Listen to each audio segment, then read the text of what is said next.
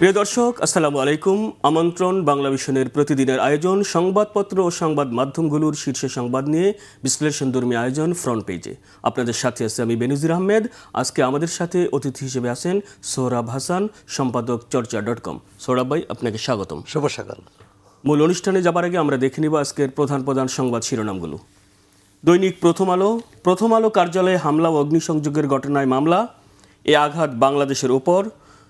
প্রথম আলো নয়, আজকের গণতন্ত্রের উপর আঘাত এসেছে মির্জা ফখরুল। দৈনিক আমার দেশ, ভারতীয়দের তাণ্ডবের পর ভিসা সার্ভিস বন্ধ, ভারতে মুসলমানদের বিরুদ্ধে রাষ্ট্রীয় সহিংসতা। দৈনিক ইত্তেফাক, এই অপশক্তিকে রুখতে হবে। সম্পাদক পরিষদ ও নোয়াবের আয়োজিত মব ভায়োলেন্স আক্রান্ত গণমাধ্যম, আক্রান্ত বাংলাদেশ শীর্ষক প্রতিবাদ সভায় বক্তারা। নির্বাচনে কোনো ভয় ও বাধা থাকবে না, প্রধান উপদেষ্টা। দৈনিক ইনকিলাব, ভয় কেটে যাবে, ভোটের দিন যত গনিয়ে আসবে ততই আইনশৃঙ্খলা পরিস্থিতির উন্নতি হবে, বলেছেন প্রধান নির্বাচন কমিশনার। দৈনিক নয়া দিগন্ত, জাতীয় নিরাপত্তায় হুমকি, খুলনায় এনসিপি নেতাকে গুলি, সীমান্ত জুড়ে বিজিবির সতর্কতা, ঝুঁকিপূর্ণ এলাকায় লকডাউন, যে কোনো মূল্যে আইনশৃঙ্খলা স্বাভাবিক রাখার নির্দেশ, দিল্লিতে বাংলাদেশের ভিসা দেওয়া বন্ধ।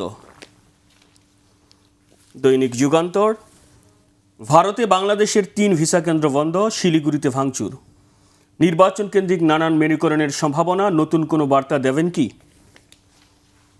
দৈনিক সমকাল, ছোট দলের প্রার্থী আত্মীয়করণের কৌশল নিয়েছে বিএনপি, মত প্রকাশ তো দূর, এখন বেঁচে থাকা প্রশ্ন।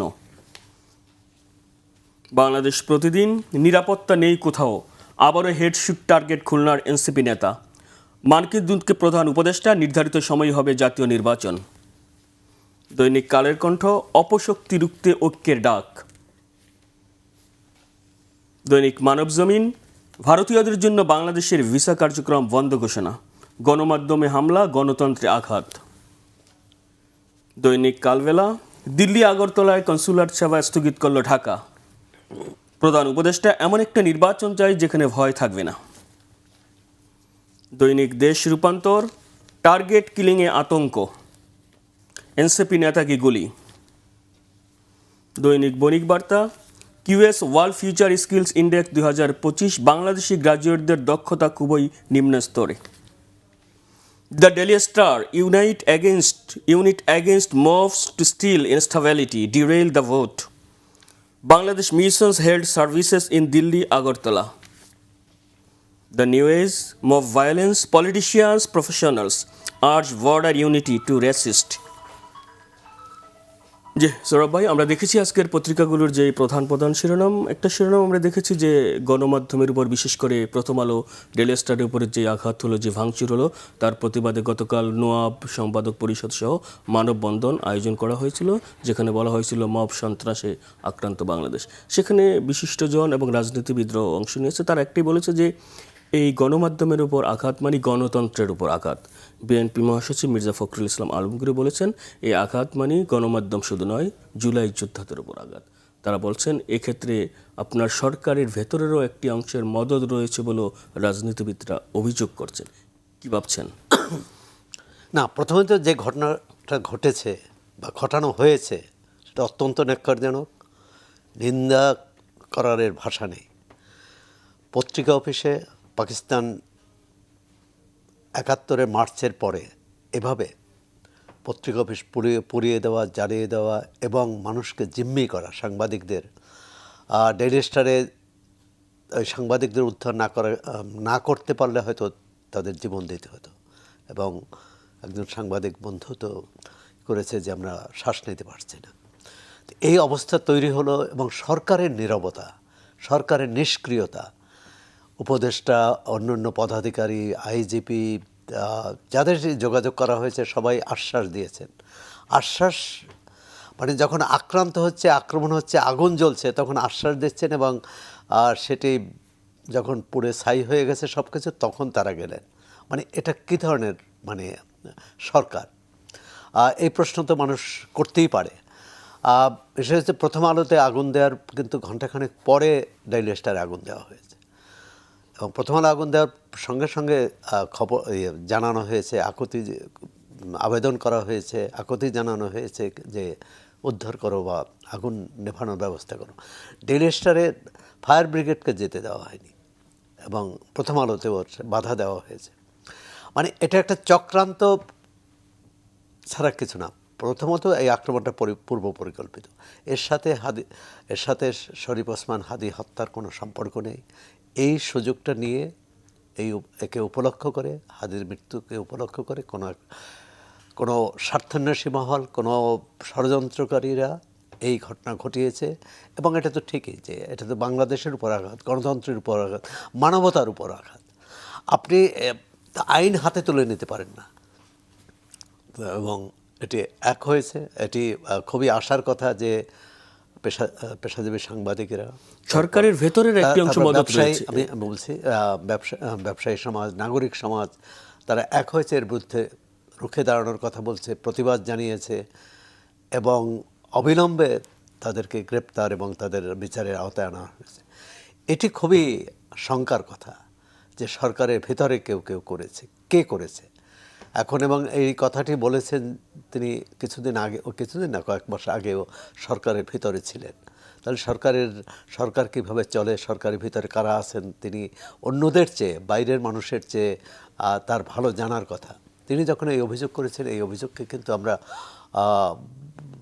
কি বলে মানে উড়িয়ে দিতে পারি না। তাহলে দেখার বিষয় যে কেন, এবং এই যে দেরি করলো, মানে উদ্ধার কাজে যে দেরি হলো বা আসলো না আইনশৃঙ্খলা রক্ষাকারী বাহিনী, সেনাবাহিনী অনেক বিলম্বে এসেছে, তা এর পিছনে কারো না কারো হাত আছে। তাই এই অভিযোগ তো অমূলক নয়। এখন সরকারেরই দায়িত্ব, সরকার প্রধানের দায়িত্ব যে এতে খুঁজে বের করা। এখন যেটা যাদের গ্রেপ্তার করা হয়েছে বা সন্দেহ করা হয়েছে, শনাক্ত করা হয়েছে, তারা হচ্ছে মাঠে হয়তো ছিল, মানে তারা আক্রমণ করেছে, মানে আগুন দিয়েছে এবং লুটপাট করেছে। এটা যদি রাজনৈতিক উদ্দেশ্যে হয়ে থাকে, যে একটা বিশেষ রাজনৈতিক মহলে, আর সমাজে তো বহুমত পথ থাকবে। এখন কেউ কারো নীতি, কারোর আদর্শ, কারো অবস্থান পছন্দ না হলেই তার হামলা করতে হবে, সন্ত্রাস করতে হবে, আগুন দিতে হবে, এটি কীরকম? সুতরাং এই যে মানুষের জাগ্রত বিবেক, আমরা আশা করি যে ভবিষ্যতে এই ধরনের ঘটনা ঘটাবে না। এবং থেকে 54 বছরে এরকম নজিরবিহীন ঘটনা। এবং ডেইলি স্টার সম্পাদক মাহফুজ আনাম যেটা বলেছেন যে সংবাদ মাধ্যমের স্বাধীনতা কি, আজকে তো জীবন বাঁচানোই দায়, মানে জীবন রক্ষাই দায়। মানে কত বড় কি বলে অসহায় হলে এ ধরনের কথা বলতে পারেন একজন সম্পাদক, এবং তিনি সাহসী সম্পাদক হিসেবে। কারণ তিনি সব সরকারের আমলে, বিগত সরকারের, তার আগের সরকারের এবং এই সরকারের অন্যায় নীতির পদক্ষেপের সমালোচনা করেছেন, আবার যেটি ভালো নীতির প্রশংসাও করেছেন। তা সংবাদ মাধ্যমের তো কাজই তো সেটা। আর ক্ষমতাকে প্রশ্ন করা, বিভিন্ন সংগঠিত শক্তিকেও প্রশ্ন করা, শুধু সরকার নয়। কারণ রাষ্ট্র তো শুধু সরকার দিয়ে চলে না, নানা সমাজ শক্তি আছে, মতাদর্শগত বিরোধ আছে, চরম ডান চরম বাম আছে। এর নিষ্পত্তি কীভাবে হবে? যুক্তি, তর্ক, আলোচনা, আর সর্বশেষ হচ্ছে জাতীয় নির্বাচনের মাধ্যমে। হ্যাঁ, যে কেউ যে চরম ডানপন্থার রাজনীতি করেন, তার পক্ষে যে জনগণ ভোট দেয়, কেউ তো বাধা দিতে পারবে না, এবং সেটাই মেনে নিতে হবে। আবার তাদের যদি জনগণ প্রত্যাখ্যান করে, সেটাও সাদরে গ্রহণ করতে হবে। আমরা দেখছি অন্তর্বর্তী সরকার আপনার দায়িত্ব নেওয়ার পর করেই কিন্তু এই যে বিশেষ করে মব ভায়োলেন্স বা যেই আপনার সন্ত্রাসী, এগুলো বেড়েই চলছে। সরকার বিভিন্ন পদক্ষেপ নিলেও কার্যকর করতে পারছে না। এক্ষেত্রে আপনার অনেকেই বলছেন যে জননিরাপত্তা দিতে ইউনূস সরকার ব্যর্থ। আপনি কি মনে করছেন? না, একজন মানুষ, প্রতিটি নাগরিকের জানমালের দায়িত্ব সরকারের, নিরাপত্তার দায়িত্ব। এখন যখন সেটি দিতে পারছে না, এটি তো সরকারের ব্যর্থতার দায় স্বীকার করতেই হবে। কথা হচ্ছে পারলো না কেন? আপনিই বলেছেন যে মব ভায়োলেন্স শুরু থেকেই হয়ে আছে। শুরুতে যদি এটি কঠোর হাতে, শক্ত হাতে যদি দমন করা হতো, মোকাবেলা করা হতো, দমন শব্দটা আমি ব্যবহার করতে চাই, মোকাবেলা কারণ দমনের মধ্যে এক ধরনের ভীতি দেখানো, এক ধরনের ভয় দেখানো, এক ধরনের মানে অন্যকে পরাস্ত করার বিষয়টা আছে, পরাস্ত করার বিষয়। আইন হাতে তুলে নিয়েছে, তাকে আইনের আওতায় আনা হবে, বিচার করা হবে, যাতে ভবিষ্যতে কেউ আইনের আওতায় না আনা হয়। এখন প্রথমে যে বিষয়টা হচ্ছে, এই সরকার তো যেহেতু রাজনৈতিক সরকার না, দুর্বল সরকার, বিভিন্ন রাজনৈতিক আন্দোলনে অংশগ্রহণকারী অরাজনৈতিক অরাজনৈতিক গোষ্ঠী বা ছাত্র নেতৃত্ব, তাদের অভিপ্রায় অনুযায়ী সরকার এসেছে।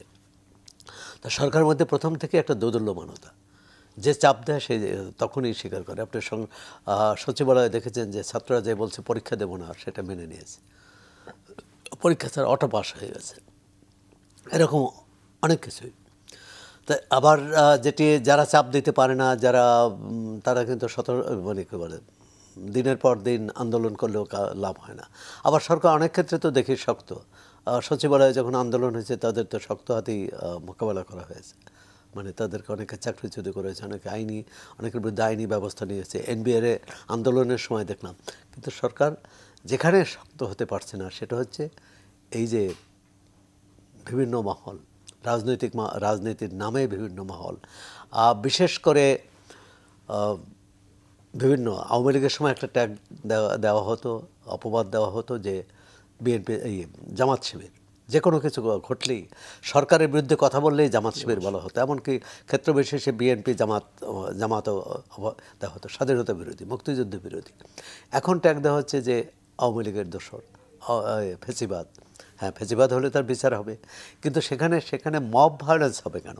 মানে মব ভায়োলেন্স, যে দেশে আইনের শাসন থাকে সে দেশে তো ভায়োলেন্স হতে পারে না। ভায়োলেন্স তো সন্ত্রাসী তৎপরতা, সহিংস তৎপরতা, এটি তো মেনে নেওয়া যায় না।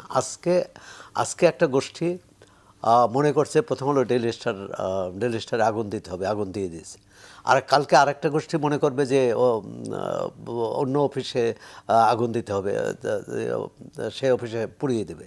এটা তো হতে পারে না। এটা কোনো রকম, মানে সরকার নিরাপত্তা দিতে ব্যর্থ হয়েছে, এটি খুবই মানে এটা বললে খুব কম বলা হয়। সরকার নিরাপত্তা দিতে কতটা ইচ্ছুক এবং সেটি তার সক্ষমতা আছে। প্রথম হচ্ছে সদিচ্ছা থাকতে হবে, দ্বিতীয় হচ্ছে সক্ষমতা থাকতে হবে। আমরা তো দেখলাম স্বরাষ্ট্র মন্ত্রণালয়ে অনেক পদাধিকারী, স্বরাষ্ট্র উপদেষ্টা আছে, বিশেষ সহকারী আছেন, আরও অনেকে আছেন, এবং এদের তো স্বৈরাচারের দোসর বলা যাবে না, কারণ তাদের সবারই নতুন নিয়োগ।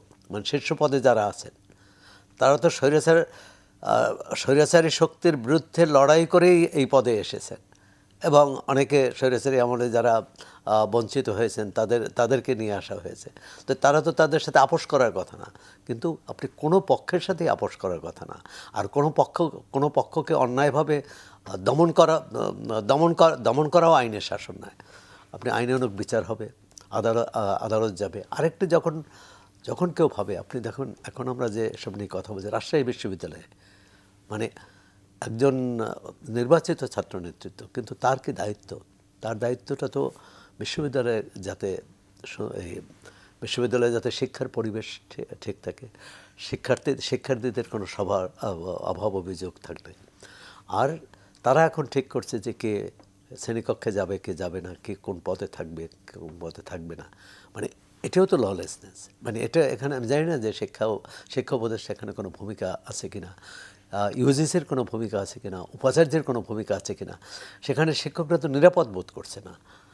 এবং এটা যদি অন্য বিশ্ববিদ্যালয়ে ছড়িয়ে পড়ে, মানে সেটা তো ভয়াবহ পরিস্থিতি তৈরি হবে। তো সরকারকে সার্বিকভাবে বিষয়টি দেখতে হবে, এই সমস্যার গভীরে যেতে হবে। তাৎক্ষণিক কোনো সমস্যা হলে, এবং সরকার যে কোনো বিষয়ে দেখবেন যে ঘটনার পেছনে হাঁটে, ঘটনা কীভাবে মোকাবেলা করতে হবে, ঘটনা যাতে না ঘটে। এবং সরকার এই যে প্রথম আলো ডেইলি স্টার তো বিএনপি স্থায়ী কমিটির সদস্য সালাহউদ্দিন আহমেদ বলেছেন যে গোয়েন্দা রিপোর্ট ছিল যে এরকম আক্রমণ হতে পারে, তাহলে কেন সরকার ব্যবস্থা নিল না? 2024 সালের নভেম্বরে যখন প্রথম আলো ডেইলি স্টারের সামনেই করা হলো, তখন কিন্তু ব্যবস্থা নেওয়া হয়েছিল, এবং তখন সন্ত্রাসীরা কিন্তু সুবিধা করতে পারেনি। তারা জিহাদ করেছে, গরু জবাই দিয়েছে, কিন্তু মানে প্রথম আলো অফিস আক্রান্ত হয়নি।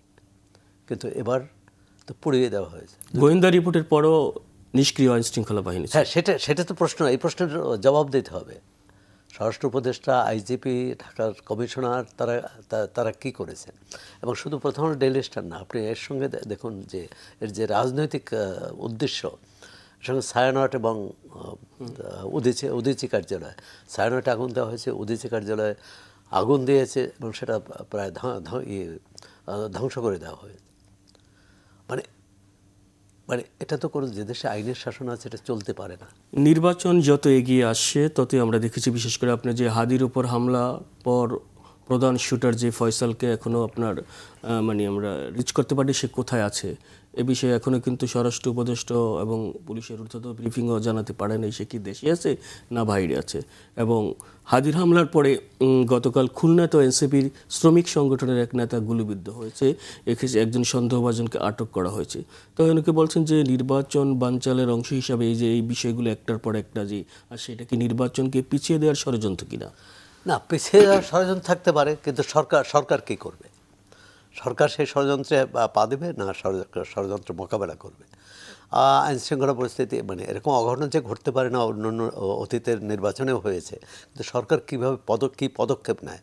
হ্যাঁ, হাদি হত্যার ক্ষেত্রে আমরা দেখেছি যে সন্দেহভাজন অন্যদের সন্দেহভাজন বেশ কিছু বা প্রধান সন্দেহভাজনের আত্মীয় স্বজন তাদেরকে গ্রেপ্তার করেছে এবং তাদেরকে জিজ্ঞাসাবাদ করেছে, রিমান্ডে নিয়েছে। সরকারের দাবি তারা কিছু তথ্য পেয়েছেও। এখন মূল যে প্রধান যে আসামি, সেই আসামিকে কেন ধরা গেল না, এই প্রশ্নটা, এবং তিনি কোথায় আছেন। প্রথমে বলা হয়েছিল একটা রাজনৈতিক মহলে আলোচনা আছে যে ভারতে পালিয়ে গেছে, কী করে পালিয়ে যান। আবার সরকারেরই যারা বিজেপির দায়িত্বপ্রাপ্ত তারা বলছে সীমান্তে তারা ছিল, যায়নি, সতর্কতা ছিল, সীমান্তে কোনো প্রমাণ নেই। ধরেন এই ধরনের ঘটনায় প্রমাণ থাকার বা সে কাগজপত্র নিয়ে নাও যেতে পারে, কিন্তু এই যে পালিয়ে যে গেল, কেউ না কেউ সাহায্য করেছে। আর যে ব্যক্তিকে সন্দেহ করা হচ্ছে সেই ব্যক্তি অস্ত্রসহ ধরা পড়েছিল গত বছর, তারপর জামিন পেল কী করে? আপনি দেখেন সাংবাদিক সহ অনেকেই তো গত 16-17 মাস ধরে আটক আছেন, তারা জামিন পাচ্ছেন না, তাদের মামলারও কোনো সুরাহা হচ্ছে না, তদন্তও হচ্ছে না। তাহলে মানে সরকার কিভাবে চলছে? একটা হচ্ছে রাস্তার এই সন্ত্রাস বন্ধ করতে পারছে না, আর একটা হচ্ছে যে আইন তার নিজস্ব গতিতে চলছে না। সব দিক থেকে তো সরকার অকার্যকর প্রমাণিত করছে নিজেকে। এর মধ্যে ভোটের গাড়ি উদ্বোধন করলো, এটা খুব ভালো যে মানুষের মধ্যে সচেতন করা। তো মানুষের মধ্যে ভোটের নির্বাচন নিয়ে সচেতন করার কমে বাংলাদেশের মানুষ উৎসবমুখর পরিবেশে নির্বাচন করে, এবং যদি সেই নির্বাচন অংশগ্রহণমূলক হয়, অন্তর্ভুক্তিমূলক হয় এবং অভয় পরিবেশ থাকে, মানে নিরাপদ পরিবেশ বোধ করে, এবং নিরাপদ পরিবেশ প্রতিটি নাগরিক নির্বিঘ্নে ভোট দিয়ে সে নিরাপদে ঘরে ফিরবে, এটাই হচ্ছে। এখন যখন প্রার্থীর উপর হামলা হচ্ছে, রাজনৈতিক দলের নেতা বা শ্রমিক নেতার উপর হামলা হচ্ছে, গুলিবিদ্ধ হচ্ছেন, তখন কিন্তু মানুষের মধ্যে ভয়টা কাটে না। আর মানুষের মধ্যে যখন ভয় কাটবে না, তখন কিন্তু মানুষ স্বতঃস্ফূর্তভাবে ভোট দিতেও যাবেন না। প্রধান নির্বাচন কমিশনার কিন্তু বলেছেন যে আস্তে আস্তে বিশেষ করে ভয় কেটে যাবে এবং নির্বাচন যত এগিয়ে আসবে আইনশৃঙ্খলা পরিস্থিতিরও উন্নতি হবে। মানে তার এই আশাবাদ অমূলক নয়, এটা ঠিক। নির্বাচনী হাওয়া যখন জোরদার হবে এবং এক ধরনের নির্বাচনী পরিবেশ যখন তৈরি হবে, সেটা কিন্তু হয়নি এখনও। এটি হয়তো আমরা আশা করি যে মনোনয়নপত্র দাখিল শেষ হওয়ার পর এক ধরনের একটা নির্বাচনী আমেজ তৈরি হবে, নির্বাচনী একটা উদ্দীপনা তৈরি হবে, এবং সেক্ষেত্রে তখন এই যে পেশাদারি হোক, রাজনৈতিক সন্ত্রাসী হোক, তারা একটু সমঝে চলবে, কারণ তখন রাজনৈতিক শক্তি সব মাঠে থাকবে, রাজনৈতিক নেতাকর্মীরা মাঠে থাকবে। যেমন অনেক ক্ষেত্রেই হয় যে সুযোগ খোঁজে যে কিভাবে কাকে ঘায়েল করা যায়, তা তখন সবাই যখন মাঠে থাকবে। এক্ষেত্রে আরেকটি বিষয় নির্বাচন কমিশন, আমি মনে করি যে প্রতিযোগী রাজনৈতিক দলগুলোর মধ্যে তাদের আচরণ এবং তাদের মধ্যকার সম্পর্ক একটা বিরাট ব্যাপার। কারণ তাদের মধ্যে যদি রেষারেষি, মানে এক ধরনের বিদ্বেষ ছড়ানোর, এটি রাজনৈতিক দলগুলি যে বিভাজনের রাজনীতি, যেটা আপনার বিভাজন থাকবে, বিভাজনটাকে খুব বিভাজন, মানে আমি আপনার সাথে একমত না, এটাই তো বিভাজন। কিন্তু বিভাজনটা সন্ত্রাসের রূপ না নেয়, বিভাজনটা আইন হাতে তুলে নেওয়ার রূপ না নেয়, বিভাজনটা এমন না হয় যে আমি আপনার উপর আক্রমণ করবো বা আপনি আমার উপর আক্রমণ করবেন, একদল আরেক দলের উপর আক্রমণ করবেন, এরকম বিভাজন তো থাকবেই। যে যার রাজনীতি করবে, যে যার তার কর্মসূচি নিয়ে জনগণের কাছে যাবে, জনগণ যাকে সমর্থন করে। কিন্তু জনগণের সমর্থন জোর করে আদায় করার কি পরিণতি আমরা তো দেখেছি। বিএনপির ভারপ্রাপ্ত চেয়ারম্যান তারেক রহমান আসছে 25 আপনার যে ডিসেম্বর, এরই মধ্যে তাকে বরণ করে দেওয়ার জন্য দলের প্রস্তুতিও চলছে ব্যাপক ধরনের শোডাউন বা স্মরণীয় করে রাখার জন্য। ইতিমধ্যে 300 ফিটে যে স্টেজ চলছে, তারেক রহমান 27 ডিসেম্বর ভোটার হওয়ার জন্য আবেদন করবেন। গতকাল নির্বাচন কমিশনে বিএনপির স্থায়ী কমিটির সদস্য সালাউদ্দিন আহমেদ বৈঠক করেছে এবং তারা বলেছে তো তারেক রহমানের এই যে প্রত্যাবর্তন, বিশেষ করে 18 বছর পর বিএনপির ক্ষেত্রে বা বাংলাদেশের ক্ষেত্রে কতটুকু ভূমিকা রাখতে পারে? না, বিএনপির রাজনৈতিক মহলে তো একটা উদ্দীপনা থাকবেই। তাদের নেতা এখন ভারপ্রাপ্ত চেয়ারম্যান হলেও তিনিই কার্যত চেয়ারম্যানের দায়িত্ব পালন করেছেন। তবে বিএনপির প্রধান শক্তি কিন্তু বেগম খালেদা জিয়া, বিএনপির যে চেয়ারপারসন। মানে শুধু নেতাকর্মীদের সমর্থন নয়, এর বাইরের যে দলের বৃত্তের বাইরে যে নেতা বা নেত্রী সমর্থন পায়, শ্রদ্ধা পায়, সমীহ পায়, তিনিই কিন্তু প্রকৃত মানে জনপ্রিয়তা লাভ করে। এখন তারেক রহমান এতদিন বাইরে থেকে দল পরিচালনা করেছেন, তিনিই দল পরিচালনা করছেন 2018 পর থেকে। এখন তাকে মুখোমুখি হতে হবে, দেশে এসে একটা নতুন কিছু তো বাড়তি চ্যালেঞ্জ মোকাবেলা করতে হবে। তখন তিনি দূর থেকে দেখতেন, এখন কাছ থেকে দেখতে হবে। কারণ দলের ভিতরে বিএনপি এমন একটি দল, বড় দল, অনেক নেতাকর্মী, এবং সেখানে বিরোধও আছে। গতকালও দেখলাম তো এই মনোনয়নপত্র, মানে একজনের মনোনয়ন বঞ্চিতদের পক্ষে মিছিল দেখলাম, বিভিন্ন জায়গায় হচ্ছে। তো সুতরাং এটা কিভাবে সামাল দেবে? মিত্রদের সঙ্গে বিএনপির একটা টানাপোড়েন চলছে, একটা সমঝোতার চেষ্টা আছে এখনো। সেটা আমার মনে হয় এটা খুবই দ্রুত ফয়সালা করা উচিত। মিত্রদের তারা কয়টি আসন ছেড়ে দেবে বা আসন ভাগাভাগির বিষয়টি আছে। আর দলের শৃঙ্খলা এবং দলের নেতাকর্মীদের, এক শ্রেণীর নেতাকর্মীদের বিরুদ্ধে যে অভিযোগ, সেই দখলবাজি, চাঁদাবাজির অভিযোগ, সেই অভিযোগ যাতে আর ভবিষ্যতে না করতে পারে, এক্ষেত্রেও তাকে মনোযোগ দিতে হবে। আর যে কোনো নেতার প্রতি বা নেত্রীর প্রতি যে জনগণ প্রত্যাশা থাকে, নেতাকর্মীদের প্রত্যাশা তিনি পূরণ করলেন। নেতাকর্মীদের দলের বাইরের মানুষের, সাধারণ মানুষের যে প্রত্যাশা থাকে, সেই প্রত্যাশা পূরণ। তারা কি চান? দলটি ভালোভাবে চলবে, দলটি অন্যের উপর হস্তক্ষেপ করবে না, দলটি তার যে ঘোষিত নীতি, সেই নীতি থেকে দূরে যাবে না, এবং জনগণের কাছে যে প্রতিশ্রুতি দেওয়া, বিএনপির নির্বাচনকে সামনে রেখে একটা বেশ বড় প্রস্তুতি আছে, নির্বাচনী ইশতেহার, এবং ইশতেহারে জনমানুষের যে সমস্যা, বিশেষ করে তারা বলেছেন সমস্যার সমাধানের চেষ্টা থাকবে। বিশেষ করে তারা বলছেন যে 1 কোটি তরুণকে তারা চাকরি দেবেন। এখন সেটা কিভাবে দেবেন, সেটা সম্ভব কিনা, তারা ক্ষমতায় আসলেই দেবেন, এটাই তারা বলেছেন, কিন্তু তার পরিকল্পনা আছে কিনা। এখন অতীতে কিন্তু আওয়ামী লীগ সরকারও বলছিল ঘরে ঘরে চাকরি, কিন্তু সেটা আমরা দেখেছি আর পরে রক্ষা করতে পারেনি, কার্যত হয়নি। এবং সেটা দেখা গেছে যে কিছু এই ধরনের কর্মসূচি অন্য অনেক দেশেই আছে, যে 6 মাসের কর্মসংস্থান, হয়তো একটা ন্যূনতম বেতন 5,000 4,000 টাকার বেতন দিয়ে 6 মাসের একটা কর্মসংস্থান, যে তাকে পরবর্তীকালে তাকে তার প্রশিক্ষণের মাধ্যমে একটা নতুন কিছু যোগ্যতাটা বাড়ানো, মানে এটি হতে পারে। কিন্তু আর চাকরির ক্ষেত্রে যেটি বড় অন্তরায়, সেটা হচ্ছে যে অর্থনীতির গতি যদি চাঙ্গা না থাকে, তাহলে চাকরি হবে না। আপনার শিল্পায়ন যদি না হয়, কলকারখানা যদি না বাড়ে, অর্থনীতি যদি চাঙ্গা না হয়, তাহলে কর্মসংস্থান হবে কি করে?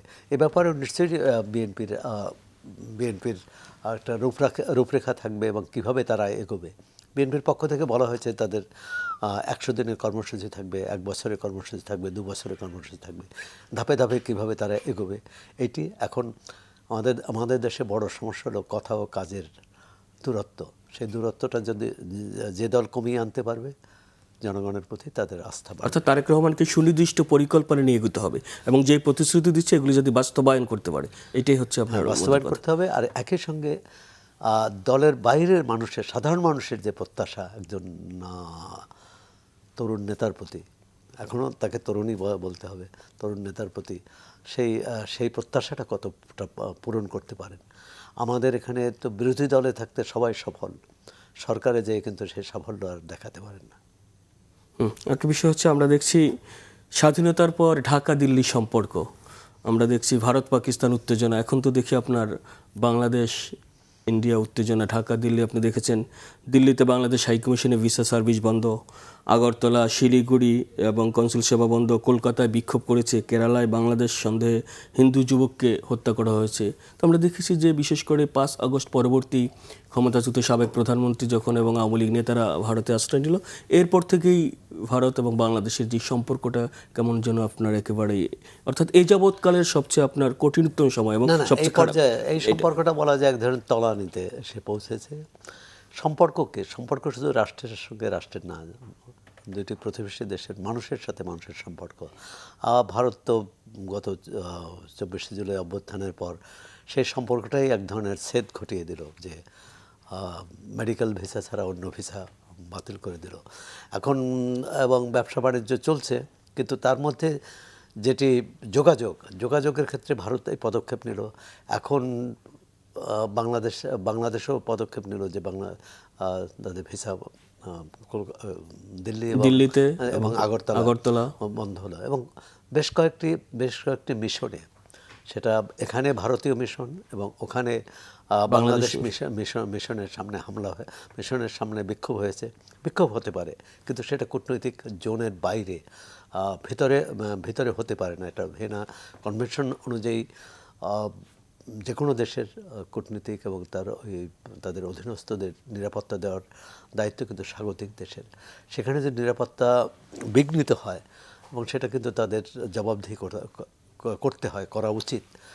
এখন এই ঘটনার যে বাংলাদেশ ভারতের মধ্যে যে সম্পর্কটার এই যে টানাপোড়েন বললেও কম হবে, এই যে একেবারে সম্পর্কহীন অবস্থায় চলে যাচ্ছে এবং এক ধরনের পাল্টাপাল্টি, তো এর থেকে তো বেরিয়ে আসতে হবে। এবং কে বেরিয়ে আসবে?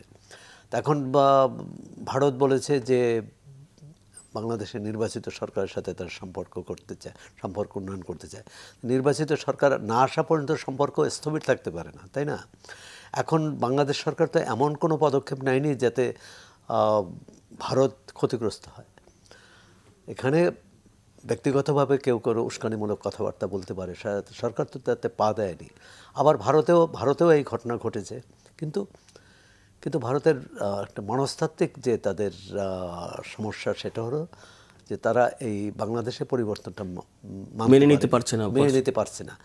কারণ দুই দেশের সম্পর্ক তো কোনো দলের সঙ্গে হয় না, ব্যক্তির সঙ্গে হয় না, সম্পর্ক হয় সরকারের সঙ্গে সরকারের, এবং আরও যদি নির্দিষ্ট করে বলা হয় তাহলে জনগণের সঙ্গে জনগণের। তো সেই সম্পর্কটা যদি আমরা অস্বীকার করি, দেখুন প্রতিবেশীকে তো অগ্রাহ্য করা যাবে না।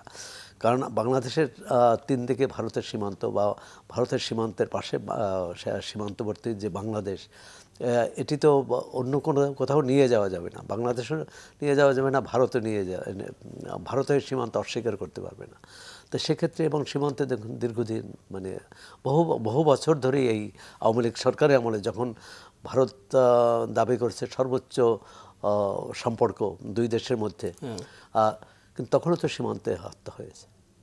তো তখনও সুতরাং এগুলো দেখতে হবে। আর বড় দেশ হলে, সেটা অর্থনীতি হোক, আয়তনে হোক, তার একটি উদার হতে হয়, তাকে অনেক কিছুই মানে তার কাছ থেকে প্রতিবেশীর যে প্রত্যাশা, সেই প্রত্যাশা পূরণ না করলে, এবং ভারতের সাথে বাংলাদেশের শুধু টানাপোড়েন না, এই সম্পর্কের টানাপোড়েন আছে নেপালের সাথে, আছে শ্রীলঙ্কার সাথে, প্রতিবেশী দেশগুলোর। এটাও ভারতকে দেখতে হবে, আত্মোপলব্ধি করতে হবে যে কেন এই সম্পর্কের অবনতি।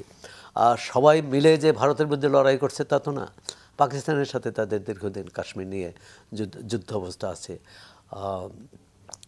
দুই দেশই সুযোগ পেলে একে অপরের তাহলে আপনি কি মনে করছেন যে নির্বাচনের আগে বাংলাদেশ এবং পাকিস্তান এই ভারতের মধ্যে সম্পর্কের যে এটা কি প্রশমিত হবে না? না, সম্পর্কের এই যে টানাপোড়েনটা প্রশমিত হবে কিনা এটি মানে খুব যে এটা একটা কি বলে নাটকীয় পরিবর্তন হবে সেটা মনে হয় না। তবে এই যে ভিসা বন্ধ দুই পক্ষ থেকেই আমি মনে করি সেটা হওয়া উচিত না। কারণ ভিসা বন্ধ হওয়া হচ্ছে যে আমি ওই দেশটাকে বৈরী হিসেবে দেখি। ওকে সোহরাব ভাই, আমরা অনুষ্ঠানের একেবারেই শেষ প্রান্তে, আপনাকে ধন্যবাদ। প্রিয় দর্শক, ফ্রন্ট পেজের আজ এই পর্যন্তই। আগামীকাল দেখা হবে ঠিক একই সময়ে। আমাদের সাথে থাকুন, ভালো থাকুন, সুস্থ থাকুন। শুভ সকাল।